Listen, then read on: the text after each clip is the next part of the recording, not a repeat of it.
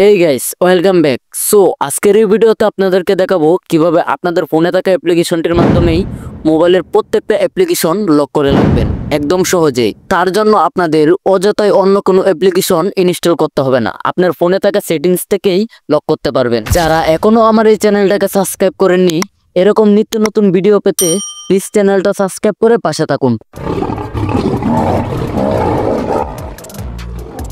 So guys, প্রথমেই আমাদের একটি অ্যাপ্লিকেশনের প্রয়োজন হবে ফোন মাস্টার। নর্মালি এই অ্যাপ্লিকেশনটা সকল ফোনেই থাকে।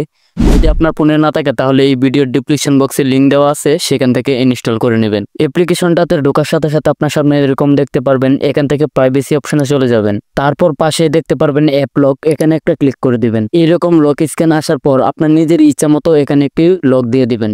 অবশ্যই দুইবার লকটি দিতে হবে। লকটি দেওয়া হয়ে গেলে এখানে কিছু এরকম টিউটোরিয়াল দেখাবে, এখান থেকে উপরের স্কিপ বাটনে ক্লিক করে স্কিপ করে নেবেন। ফাইনালি আপনার সামনে আপনার ফোনে থাকা সকল অ্যাপ্লিকেশন এখানে চলে আসবে। আপনার প্রয়োজনীয় অ্যাপ্লিকেশনগুলো এখান থেকে ক্লিক করে লক করে নেবেন। এইভাবে অ্যাপ্লিকেশনগুলো এখান থেকে লক করার পর উপরে দেখতে পাচ্ছেন একটি সেটিংস আইকন রয়েছে, এখানে ক্লিক করে দিবেন।